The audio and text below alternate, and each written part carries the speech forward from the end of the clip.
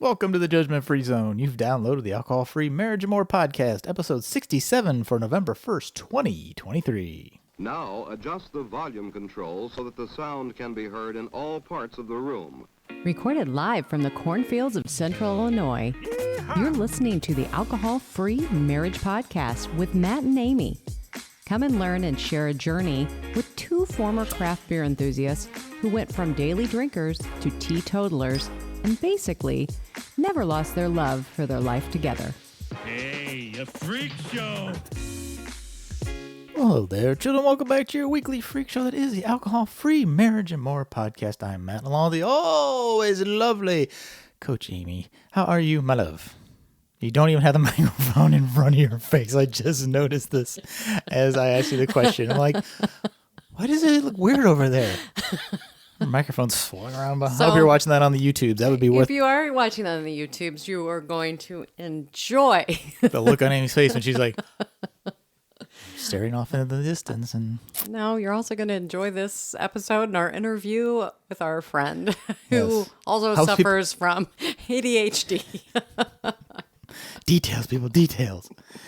Well, welcome back. As we said, kids, we appreciate you stopping back by Alcohol-Free Marriage and More podcast. Yes, we have an awesome interview coming up with an organizational person, which, even if you're not an ADHD person like Coach Amy over there, is very helpful for a lot of us in this world. Amy, the Sober Summit is coming up. You can sign up still, right? Yes. Yes. You can sign up. Amy's link's down in the show notes down there below. Show notes, click down go there. to the link in the bio. If you follow my social media on Instagram, it is there's been lots of posts there. What's your handle there, Amy, on Instagram? It's Joy on the Other Side of Alcohol. That is # blessed. That is my link. Or you can just search. I think you just search my name. Yes, and there's also another But not that there's not a million Amy Edwards out on Instagram, but yeah. Apparently it's not an original name. Nope. Sorry. No. But yeah, that's coming up. You're signed up. I'm signed up. Yes, it's November 8th, 9th, and 10th. It's a virtual thing. So it is free. There is an all-access pass if you're interested. I know there's special pricing on that right now, but you can actually have access to everything right now. Yes. Which is kind of exciting because I started to listen to one if you of go them. on the paid tier, right? Yes, the free tier. yes. Free tier you watch live. If you want the all access, you have it. You basically can get it now. You can start and carry yourself through the holidays with all of it. And there are some great freebies out there as well. And there is a Facebook group so you can get community. It really is really cool. It's really neat. And I'm getting to know some of the other speakers out there on Facebook as well. People are jumping in and giving support. And if you missed last week's episode, please, you can go and tune into that one. Maggie is delightful. Yes, Maggie, the creator of the Sober Summit. Yes. So I don't know how good she is at organization, but we got that. I think she's amazing at organization based on what I have witnessed and how she has sent everything out. She is very, very good with organization and sending everything to us, and it's always timely and professional. And yes. So. Well, we hope you had a good sober October. Maybe you're continuing on into your November. Yeah, make it a no November. Yeah, we'll find a way to rhyme it. Yeah. If you need a little extra help, the Sober Summit is probably a good route to go. That'll help you through the holidays and beyond. You know what? If you completely derail for the holidays, I think Coach Amy over here has a then you alcohol-free spirit in January, That's right? going to be starting in January. That's exciting, which is crazy because literally this is the last week of our October program, our 6-week program. And so that always makes me kind of a little bit sad too. It's like graduation. Kind of, but all the memories we made. Well, I think the other thing I want to tell people too is no matter where you're at on this, truly, I mean, journey has now become kind of like that word seasons, oh, we're in a season and that, but really it is. This is a ongoing process. It's not like it's a one and done. Right. When we learn things, it's repetition. And I just want to encourage everybody, remember when you see a little toddler and they're learning how to crawl and walk, especially the walking, when they get up and fall down and get up Right. and fall down. They Right. just keep getting up. They keep moving forward. And that's what this is all about. If you, Right. that's why we're like data points or field research or whatever. It's not, Yep. it's not day one. Yep. I totally agree, as you would expect. All right, quick, Jamie, let's do our drink of the week real yeah. quick before we get to our interview with Crystal. I'll allow you to go first because there's lots of fun okay. big words in your name of the Oh, beer. thank you. And you know how I do so well with big words. It's a what is it? Paulaner? Paulaner. Weizen-Radler. Radler. By Weizen-Radler. Weizen-Radler. It's non-alcoholic, obviously. But it is. It's like a lemony kind It's of. like a lemon beer. Yeah, but it's not like like even different from a shandy. You though, think it's a shandy, because it's a but Weizen. it's not. It's more lemony. It is so. It's like a German shandy, maybe. It don't know. is so good. So. Yes. Definitely a winner. Totally. Oh, Let's and by see. the way, these are ones that I found.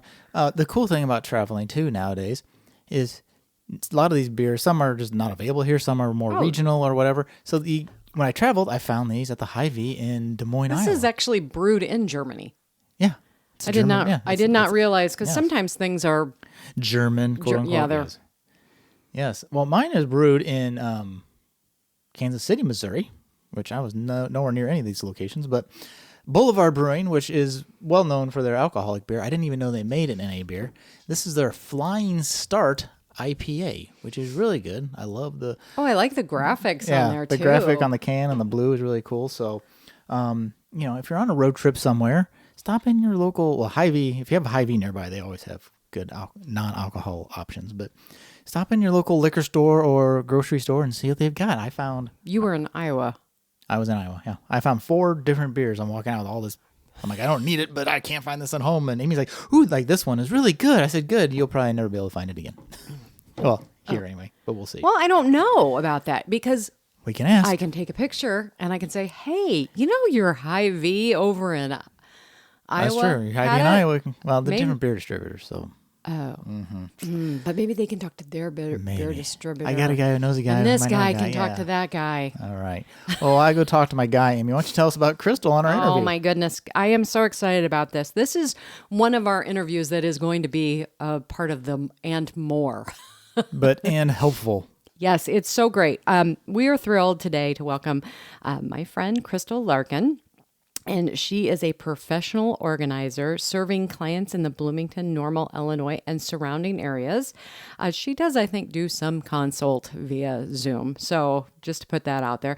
But she's going to share her journey from chaos to calm. And you're going to discover how she used simplification, really, and decluttering, and how that can actually ease challenges with ADHD.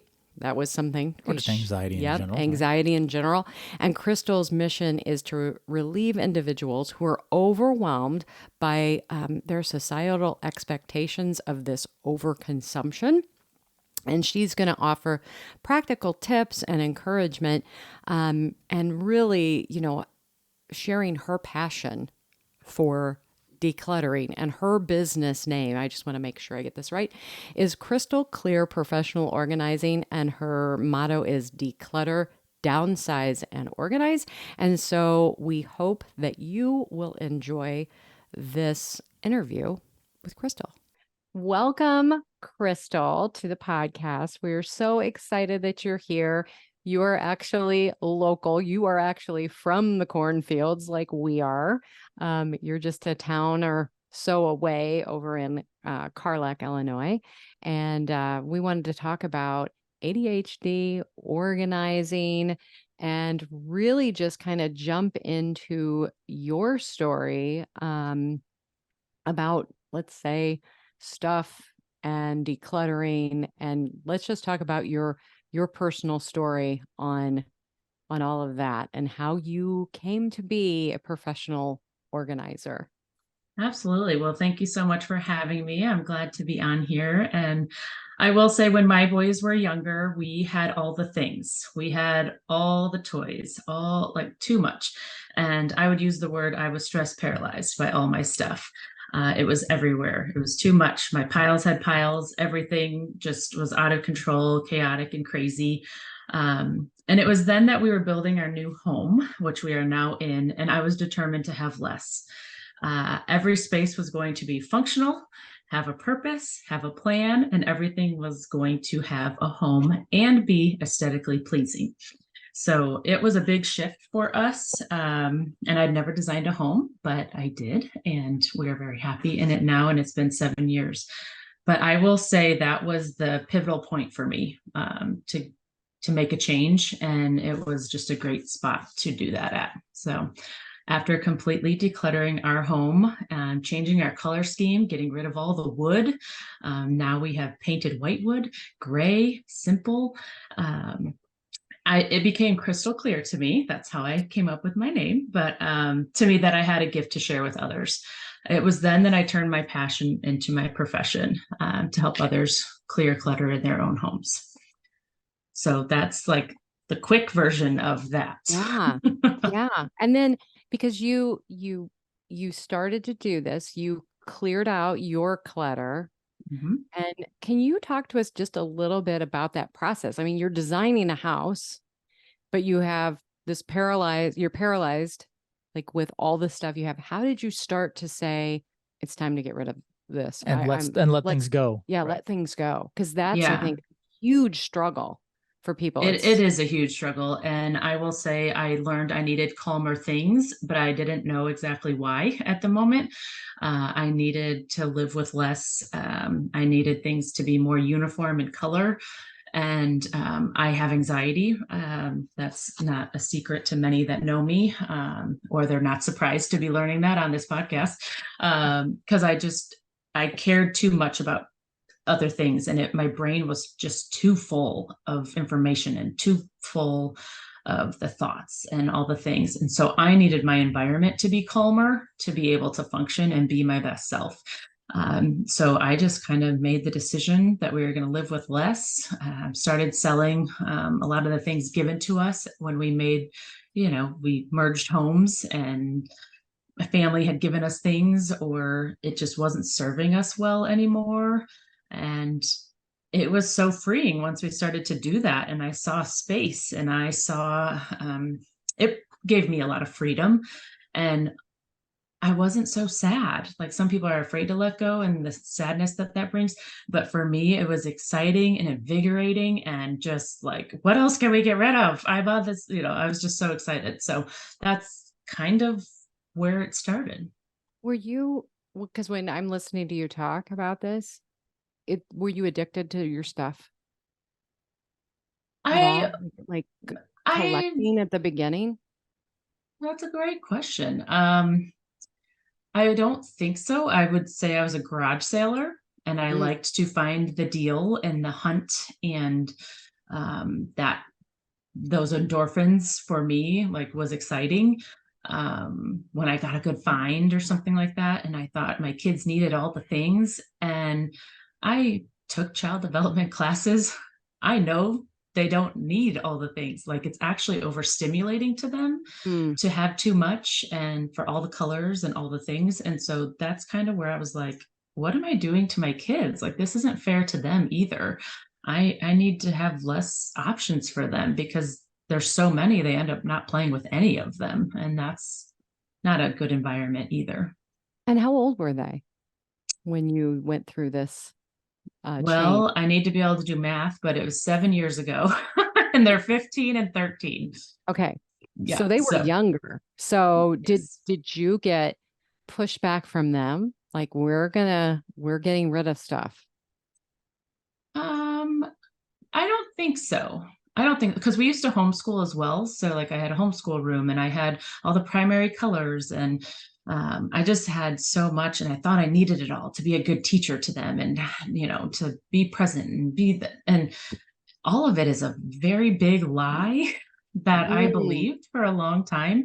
So I wouldn't say I was like addicted to this stuff, but I it was like an eye-opening aha moment. Like, where did all this come from? How did I accumulate all this? And then it was like, and now it's time to let go. And it just, Mm. I would say the memory muscle, once I did let go, it got easier and easier and easier and more exciting. And like knowing that we would start off in a fresh home with a fresh start was worth it. And the time and energy I put into it was the investment and was worth it. Yeah. Well, I want to ask you now. We were talking about like that for you, that overthinking, the overstimulation for your kids and for you. So you were recognizing that this is not good for them and this is not good for me. When did you actually go in and get diagnosed with ADHD? Yeah, so I realized I didn't even like hit on that with the anxiety. With anxiety came like the ADHD things, and it's like what came first, and it's hard to say. To me, the anxiety showed because that was more obvious. It wasn't until last year around this time at a chamber event that I had to put the shades down because it was too bright behind the screen where the presenter was presenting. And I happened to tell the person I was next to why I was doing it. And she's like, interesting. She's like, I just got diagnosed 2 weeks ago and you have a lot of the same things I have. And I was like, come again? And anyway, she was the one that kind of told me what I had. And it was interesting. And we have been very close friends ever since. And so a lot of things make a lot of sense now. And it's only been a year that I've had my official diagnosis. And so it has Okay. been a huge learning curve for me in understanding it and what it means and why I look back and now I wanted to make that change for my space.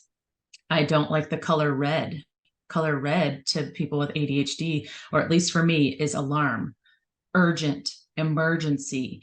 And my brain has that going on in its head all the time. So I don't need that in my life. So this is a new development for me, and I can't handle clutter. It's why I look around my counters and they're cleared and there's less. My cabinets aren't as crammed full and they need breathing room. My threshold for clutter has completely changed, and now it makes sense. And Yeah. now I turned my passion into my profession after helping family and friends. Like I just would show up in a space and they would tell me, oh, I'm really annoyed at my pantry. I was like, what are you annoyed about? And I'd ask questions and then I would just dive in. I would literally go like this and get excited and just dive in with their permission, of course. So I did that for family and friends, and that's really when it became clear that that's what I needed to do for others. Oh, I want to go off script a little bit for a second. Okay, go ahead. So I'm curious, you talk about the declutter part, ADHD specifically, and this is a big Amy thing, is doom piles. Are they called doom piles? Mhm. Yeah, like piles, like, and talking about clear counters. Like I'm not the neatest person on the face of the planet, but I like some clearing spell. Like if everywhere I look has something, I just get itchy. Mhm. And she has these doom piles. Is that something that you help people with, or did you work through that? Like, what's the Yes, solution? Just 100%. what's the Yeah, solution? Just get a 100%. garbage can and dump it off, or I mean, I guess there's a twofold, right? Like, I can clean it off and we can get it clear, but it's that maintaining, right? Do you help Yes. people with that? Like, what's the magic trick to like not doom pile over again, right? How do you get Yes. around? So living with less is one of the ways because it's less than to manage. It's less to inventory. It's less to process. It's less to manage all the things. And so when I'm working with my clients, I do try to help provide systems that to put into place that do help them with things like that. Sometimes it's recommending a certain product, sometimes it's not. I don't ever, a big question I get asked is, what products do I need before you come? And it's like, nope, nope, nope, big pause. I don't want to think of any of that until I've gone through the space with the clients. Like it's decluttering always comes first. And then once we see what's left, then I would decide product or if there's a certain thing, or maybe the client already has something that can be used. Like I really try to repurpose things instead of having them spend money, because I can't tell you how many of my clients have all the organizing things, Yep. Yep. but they're not being utilized properly or correctly or at all. They're usually Right. piled up in the basement or something like that. So Mhm. I don't recommend product until we are completely done with the decluttering and know what's left and the home it's going to and where it's going to be, if that Which helps answer that. it does. And what I've heard is to kind of probably help maintain some of that is don't put it down, put it away. Right. Like, Yep. so that I'll just throw it here, I'll just throw it here, I'll throw it here. Well, I think it sounds like once you're done working with them, it has a home. So whatever's in your Yes. hand, put it home. It wants to Yes. go Mhm. home, you know? Yeah, well, Exactly. and that kind of leads into that decision making, because Uh-huh. when you have the pile, I know there's something, like in my brain, it's like, okay, I'll just put this here, I'll come back. But what ultimately happens is then Mhm. I put off, well, I've made a decision to put it there, but then there's another decision I have to go back. But usually every time I go by it, there's a decision being made. Are you going to address it now or later or never? Or never. Yeah. Yeah, or a point where it's like, I laugh because I said to him the other day, we have underneath my sink there, I have one of those great, I have a container there. More store. Yeah. Mhm. Yeah. I Organizing have solution. I organized, I put everything in there, and I bet I haven't even looked at anything in there for probably at least a couple years. So I told him, I said, the things that are on top that I use, I'm taking off, and I want you to take it and just dump it. Or Mhm. if there's anything that is of value, take it out and we can either sell it or whatever. But I don't want to even get into Process it. Right. You don't even want to see it. You don't even want to think about it. it. You just want it out of there. Yes. Yeah, because I Yeah. know that's one of the things. And I wanted to talk about that decision making. Is that something that I know you must have been probably suffering from it? Like, oh my gosh, what are we going to do with all this stuff? But how to work with your clients and just with people like, okay, let's make this Yes. simpler for you. Yes. Several, like myself, I am an overthinker big time. I'm too much in my head. My thoughts have thoughts. Those thoughts have thoughts. And then there's too many. It's too much. It's too much. And so, um, that is very similar with my clients as well, very much so. And so decision making is tiring. It's exhausting because our brain is tired. And so, for example, for me personally, getting dressed in the morning, we all have to get dressed each morning. And so I simplify my closet so that getting dressed isn't overwhelming. And so I have less pieces.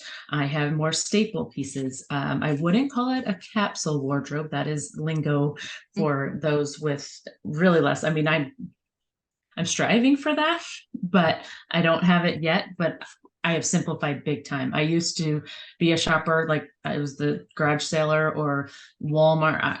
Walmart, like it's in the clearance section for $1. Like, yes, yes, yes, sure. So I used to just buy those things without knowing if they served me well, if they fit, if they were my color code. So now I have learned my colors from Style Tips by Sherry. And so Yeah. I met her at Hearts at Home. I'm sure you're familiar with her. Mm-hmm.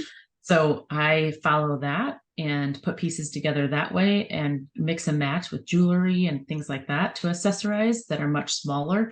So I don't have to think as much about getting dressed. Same with mealtime. I eat the same breakfast every day and I eat the same lunch every day because I don't want to think about it. It's too many decisions to make and I don't want to make decisions. So I simplify that.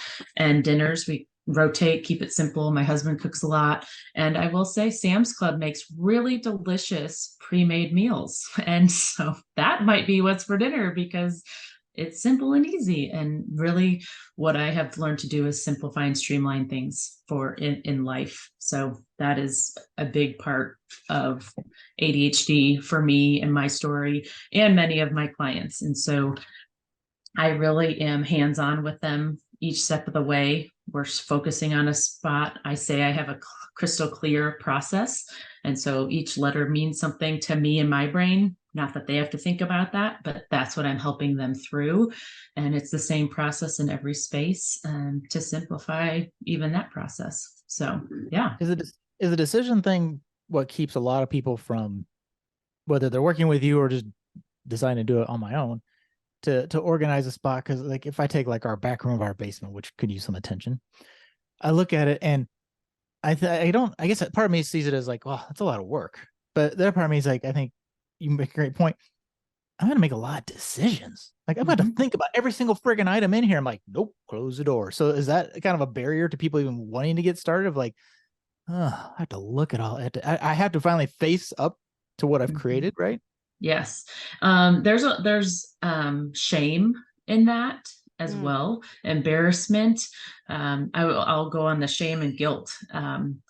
I spent time accumulating those things. I've worked hard to be able to purchase some things. Right. I've spent time shopping for that. Some people shopping is that shopping can be an addiction for some. And that is really, really hard when it accumulates and piles up, and then it's not serving anyone, staying in its bag with its tags on in a corner, piling up. And there is a lot of shame and guilt around clutter. And really, I know, Amy, you mentioned this and I meant to say it, but like really clutter is unmade decisions. So when you talked about that thing in your hand, you're like, I want to just put it down. I want to just put it down. I don't want to deal with it. I don't know where this home is. So I don't know where I'm taking it. So I'm just going to leave it here.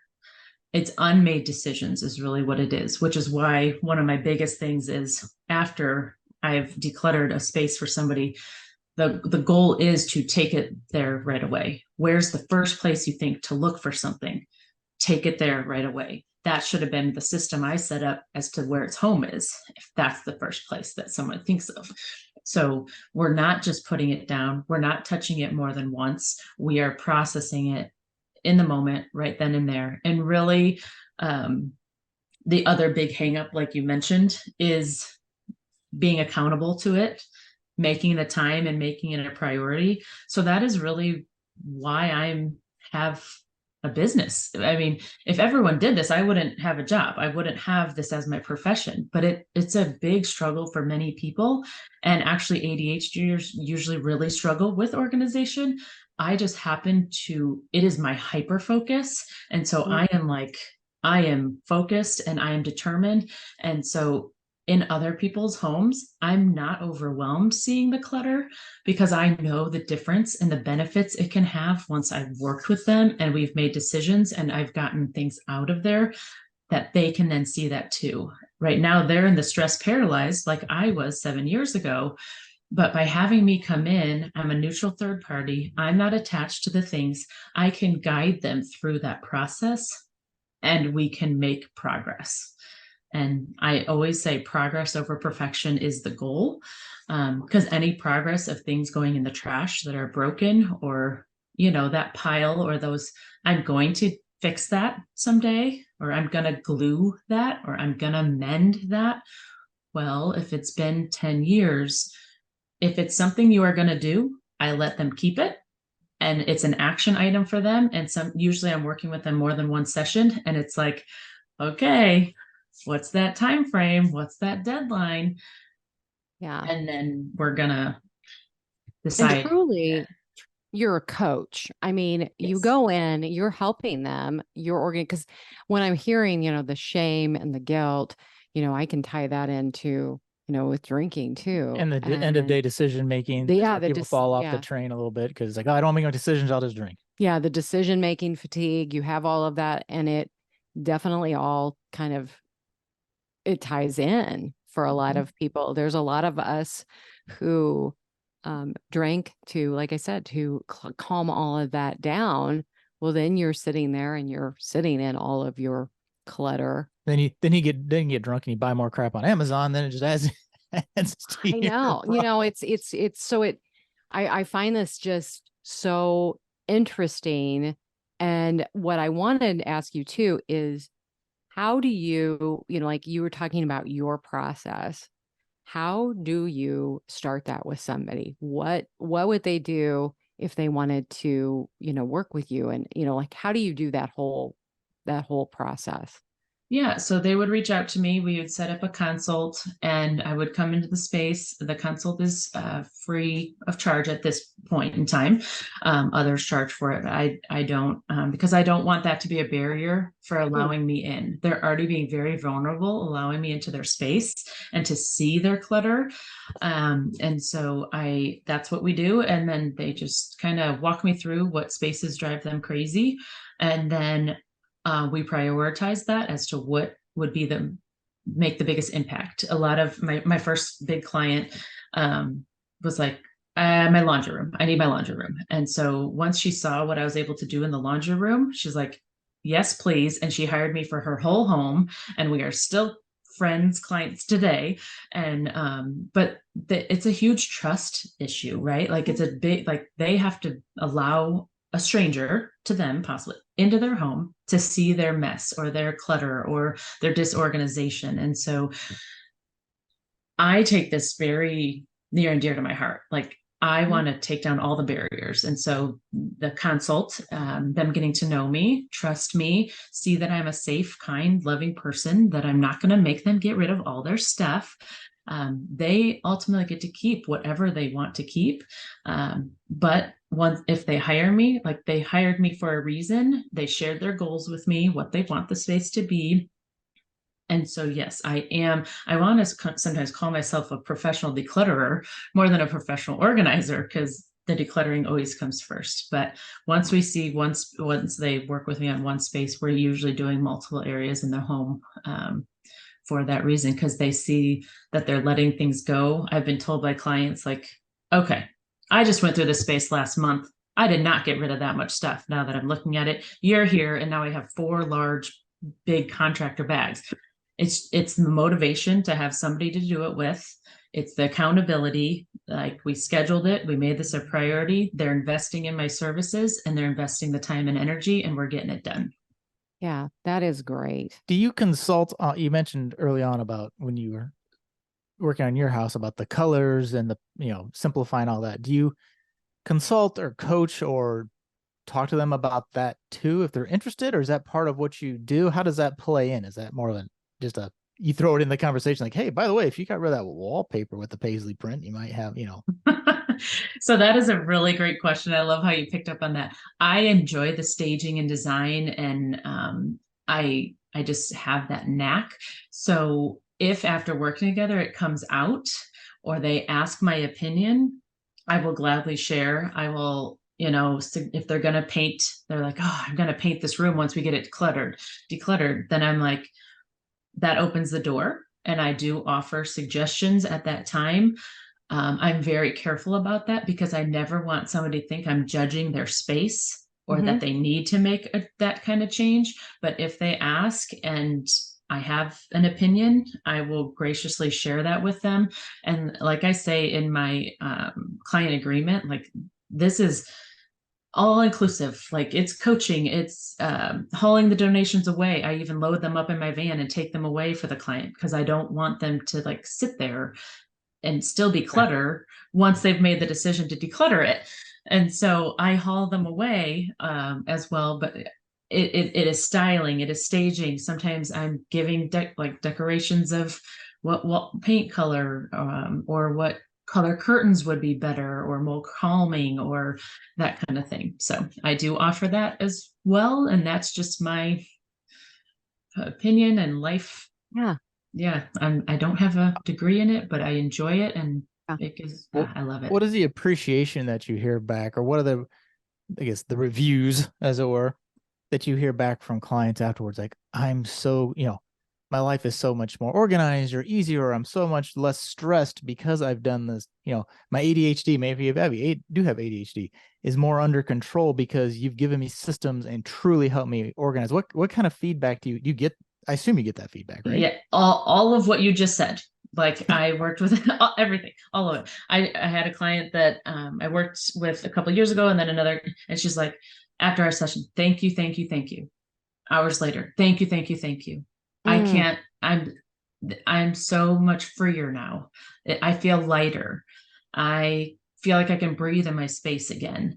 Sometimes I get that right after the session. Sometimes it's a week. Sometimes it's a year. Someone's like, I still look around and can't believe what we were able to accomplish. Like, thank you so much. And so that just brings me so much joy. That melts my heart. That gives me goosebumps, God bumps, because I know what I'm doing changes lives. Like, I don't just change the space, I change their life. Like, it is amazing the ripple effect it has on people, and then actually other family members in the home or family and friends are ready to get it. Like, I love getting a text saying, you inspired me after we worked together. I was able to then do the bathroom that was driving me crazy.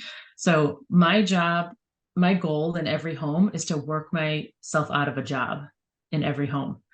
And that is truly why I have the clients do the process with me, so that they see the process and then can do it themselves and feel empowered and be encouraged and inspired to do it. So, yeah. I love it. Yeah, your service is a solution. You're not just showing up with a dumpster and say, throw your crap in there.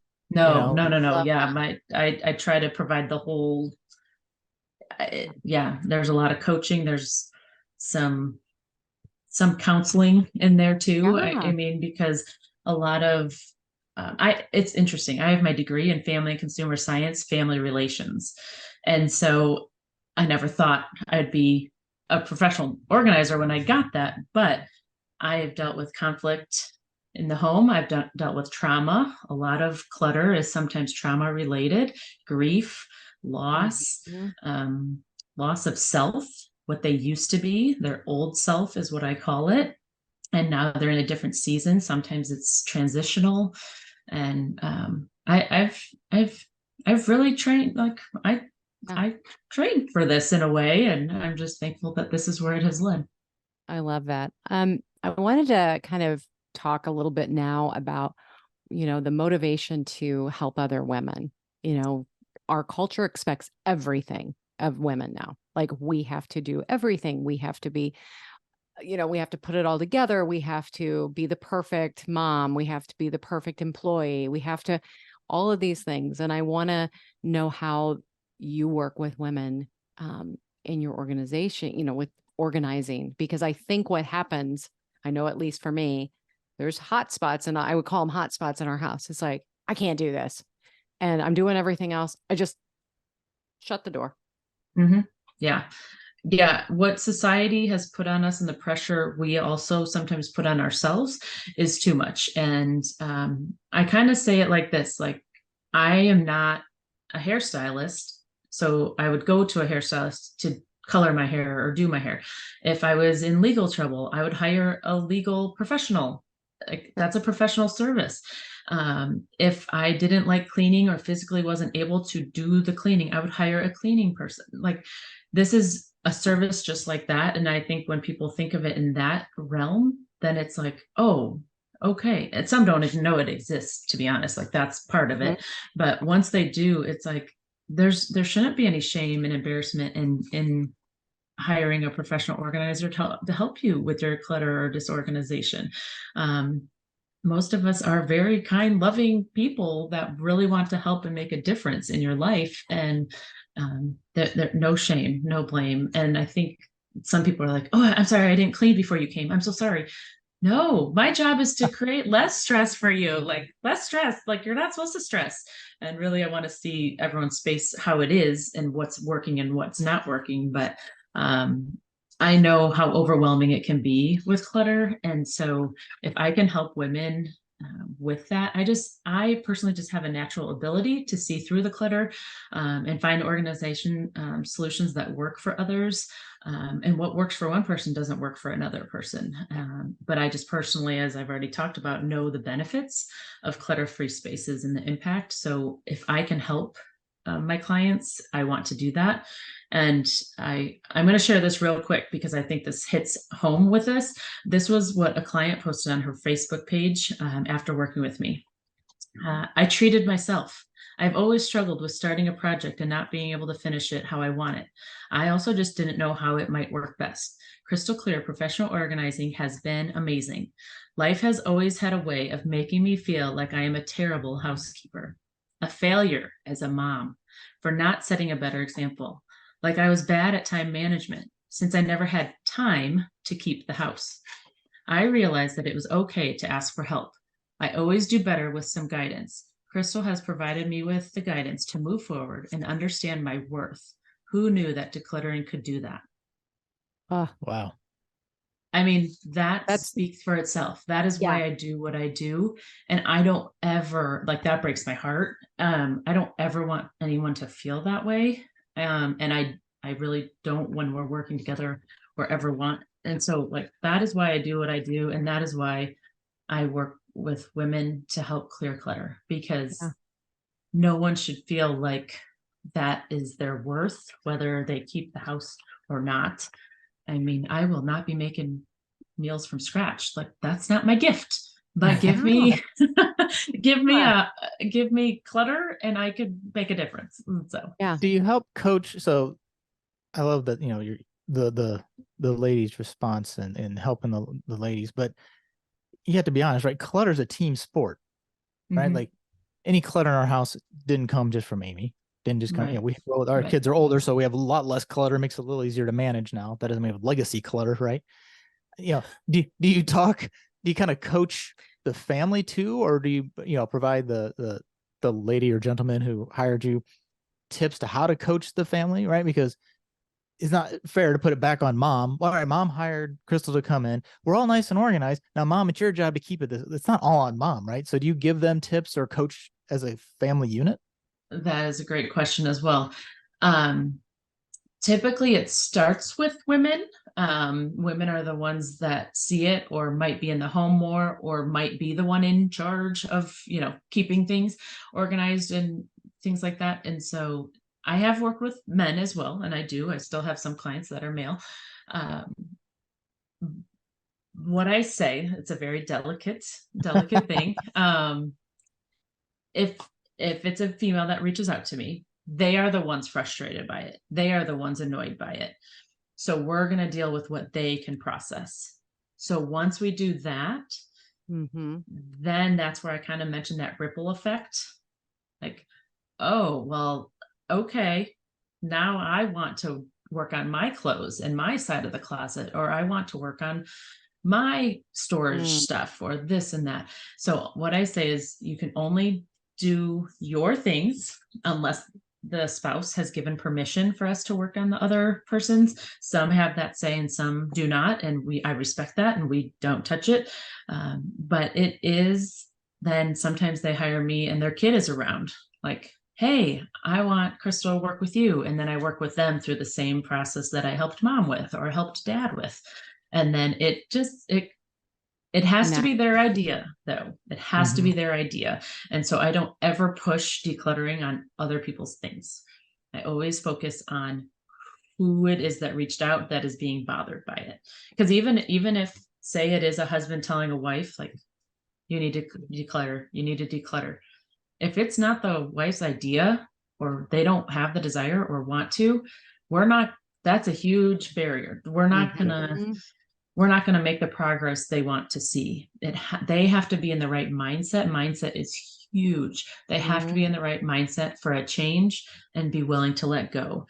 If people aren't willing to let go, I truly don't want to work with them yet, because they're not going to see the progress that they want or expect if they decide they want to keep everything. And it's why I do a consult to see where they're at mindset wise, and how, like, no, I'm really ready, Crystal, it's time. I want you here, yesterday. So I hope that answers your question. But yes, it becomes a family thing when it is a family priority. But if it is just one person in the home that it's their priority, we give it time, but we still do work through solutions and Interesting. things. That's a lot like alcohol coaching, right? Yeah. Because Amy will always tell, like, you can only worry about you. You have to work on you. And then stay in your own lane. Just like our example, I came along for the ride later, right? So at my own pace, my own mindset. So a lot of analogies to alcohol. Yeah. So the next thing I wanted to ask you is, do you have maybe just some practical tips to get started for our listeners that, like, okay, you want to start in one area or something like that you could share with us? Yeah, absolutely. And I know that hiring a professional organizer isn't in everyone's budget. So these are ways that you can start. I do encourage starting small. Starting small is always the first, because it's daunting, right? Like the task hasn't been done because it's been daunting or too much, or you're exhausted, or you're really, I say you quit before you start. And so we don't want that for you. Like, so I say start small by doing one drawer or one shelf or one cabinet. Then you see that space and you're like, oh, okay, I just did that. And you're encouraged, you're inspired, and you're motivated to do more. Another thing I would say is ask a friend if they can come help you do it, or trade off working in each other's homes. That's always helpful because, like I say, like I'm coaching, it's a body, I'm a kind of body doubling, like being there for them, helping them through the process, and somebody not attached to your stuff can help through that. Tasks are so much more fun with a friend. We all know that. You could even do virtual organizing and both have yourself on camera and talk through it, or even that is encouraging to know someone else is kind of keeping you accountable and you both want to see progress. And so that is a huge tip I would recommend. Timers are your best friend. Start with 5 minutes. For ADHDers like myself, time just kind of escapes if I let it, but a timer like keeps me accountable. Like, okay, 5 minutes, I can handle you can handle anything for 5 minutes. And then the next time I'm like, hey, I'm competitive. So it's like, oh, well, I'm going to do 10 then. Like, I'll show you, so like, that's like the competitiveness in me. But then just build up to 15 minutes. And then 15 minutes won't seem daunting. And then you'll be doing it for 30 and just seeing the progress. I would say pair decluttering with something you enjoy. So that's a big ADHD thing, but it can work for anybody. Listening to music or a podcast or an audiobook is what I would recommend. Helps the time go by really fast. And you're like, wait, where did that time just go? I just read this whole book. Look at me.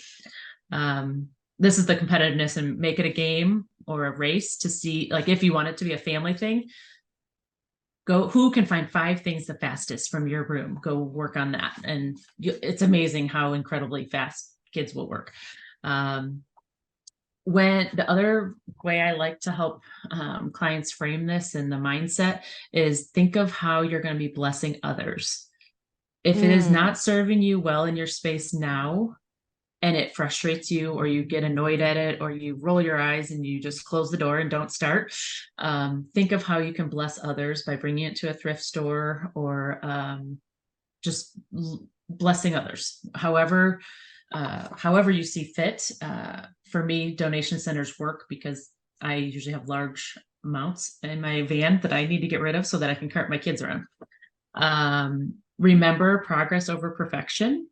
If you threw a few things of trash away, that's a win. Celebrate those wins. If you were able to find 10 things to donate, be excited.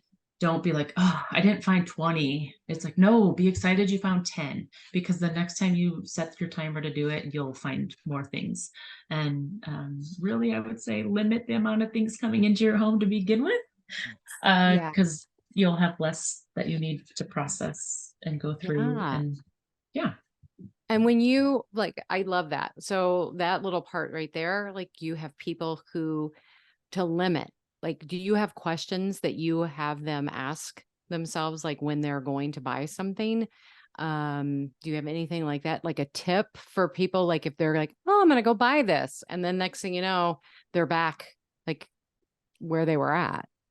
So that is an excellent question. And I will say, I want to hit on that in so many ways, but it's like, where do I start?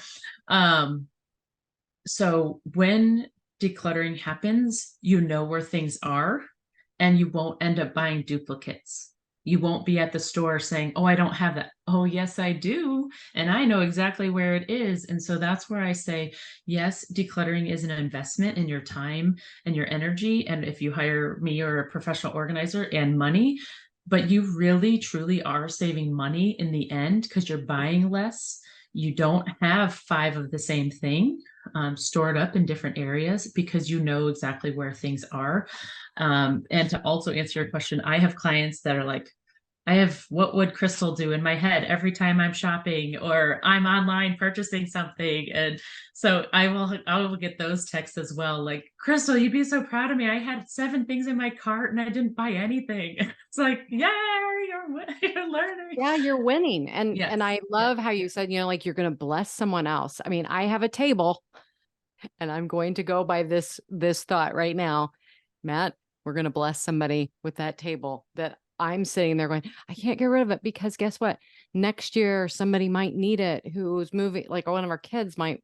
I'm like, okay, well, I'm going to send them to the thrift store. Right. Go buy a table for yeah. $25. I don't need it Right. anymore. It's not gonna be better than this piece of crap. Yeah. So it's just such a blessing to hear that. And I wanted to ask you a couple of things, because I know, this is the more part, we having you on our podcast, but I wanted to ask you a couple of things, because for you're somebody who has lived your life pretty much alcohol free. You really don't drink. And I wanted to ask you, first off, because for Matt and I was like, oh, wow, someone who never really had a desire to drink. Can you just kind of explain a little bit why you really never pursued, I guess, alcohol? Yeah, I will say, when I was a really young girl, my dad did used to drink. He doesn't now, thankfully, but like I would smell it on him and I would be disgusted. I didn't like the smell of alcohol or beer he was drinking. And I just like, it made me nauseous. And a lot of that has to do with ADHD and possibly autistic things, like things that smell or sounds and lights and all those things. But that's a whole nother topic for another day. Yeah. And then in junior high, I had friends that were doing things, and my dad always said, you are who you hang with. And I didn't understand that. But then I truly did. I had a friend that was so drunk in junior high, he was drilling his palm of his hand. And I was like, what are you doing? I don't understand what's happening right now. And he was not in his mind. He didn't know what he was doing, and he was affected by alcohol. And I just had said, I kind of want to have a clear mind and be judgment for, like, not have that clouded judgment. And the real big thing that really hit it home for me was in junior high as well. One of my best friends was killed by a drunk driver, and it was his own mom that was drunk. And I was the last one to talk to him on the phone before going to that thing. And I was so young, and to have that such a tragic trauma related thing happen, I was like, and having to live with that for the rest of her life is like, I don't ever want my head to be so clouded that I do things I don't know what I'm doing, or I hurt people, or I can't function or talk or not slur my words. And so it was really, my relationship with Jesus was what I wanted to be number one. And I didn't think alcohol and that really went together. And so I just made a decision at a very young age that I want to be in control of my own actions and thoughts. And I don't like how alcohol affects others and their ability to function. And I didn't want that to be me. And so it has never appealed to me. Wow. And how yeah. I wanted to say, first off, how mature at that age, because that was never something that ever, even with tragedies that happen, because I've had some similar experience, things that have happened in my life, and that it never occurred to me that to go the opposite way. So first up, I think that is absolutely amazing. And then the last question I want to ask you is how do you navigate social situations and professional situations, like where, especially being a business owner, you're mingling, and I know you're in the chamber, and you and I are in the chamber together. And how do you navigate that? Because that's something for me that it was a huge worry. I'm like, how am I ever going to be able to do this? I mean, how am I going to be able to go to an event and not have a drink? So I would just like to see what your thoughts are on that. Yeah. And I will say, for me, I know it's not easy for others, but for me, since I made that commitment so young, like, it hasn't been an issue. All my family and friends know I don't drink, and they respect my decision. They know I'll be the DD. They know that they can go out and, drink, and I could drive them. Not that I put myself in that situation often at all, but if I'm at a wedding or a chamber event or any social event for that matter, I get a Shirley Temple, and that feels special because I usually just drink water. Like, that's my special drink, and like, I like the little cherry on top of that. But if people don't want to hang out with me because I don't drink, then they're not my people. Is how I've lived my life. If that's really going to be the barrier, that we can't be friends because I don't drink, that they're just not for me anyway. But I don't judge those that are drinking though either. It's just like, you do you, I do me, and we all can live happily. Like, it's fine. So I'm not a judgmental person. That's not important to me. I get that social drinking is a big part for a lot of people. It just has not been for me, and that's my journey. Everyone's is different. Yeah. Well, thank you so much for being on the show. I mean, you've given such tremendous insight to how this works, and how our brains work. And I love the fact I wrote down, that clutter is unmade decisions. And that's going to be something that I'm going to start to look at now and ask myself. I'm looking forward to it. Extremely looking forward to it. If you're watching the video, you can see my face. I know I'm full of, what. Amy's excited you were on this and heard the same thing she did, so that it can be, the two of you working together. Crystal, we were talking about internet connection problems. So see you later. It's happening. Well, and I know you said, you also said like you're blessing somebody else. I think the other mindset shift to the other side of that is, if you're keeping it, it's a burden to you. Think of that burden. It's weighing you down. It's not serving you well. You're annoyed. You're frustrated. Like, you don't want to live in that state either. So yes, then bless others and let it go. Oh, I love it. I love it. I love it. Yep. Thank you so much for being on the show with us. And we will put your contact information and everything into the show notes. And hopefully we'll send some people your way. Well, thanks so much for having me. I greatly appreciate it. I've had a great time. Well, thank you, Crystal, for being on the Alcohol-Free Marriage and More podcast, being part of our And More. That, I was like, I'm ready to hire her right now. I know. I love, my favorite thing is the third party intermediary person. Like, it's like she brings a skill, and she's also a referee. Yeah, and I just really like how she does have, she has a system. Yes. And I hope you got some tips out of this, because I know when I listened to her on another podcast, it helped me come home and be able to go, because I think we touched on that with the dooms piles. Yes, doom piles. Yes. And it's like, oh, okay. And you have to give me some credit. That one pile area has gotten one pile at a time. It has gotten better. So thank you so much again to Crystal, and we hope that that we can send some people maybe your way. Yeah. I mean, especially, at least you're going to get 2 people coming your way, hopefully after the first of the year. I'm like, yes, we're signing up for this for sure. How many hours can I buy? Yeah, maybe we could have her come back, and she can, maybe we'll have to do a vlog on that. There you go. Yeah.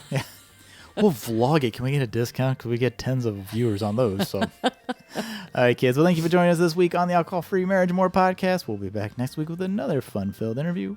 Until then, I'm Matt, along with Coach Amy, wishing you peace and love from the cornfields, and we are out.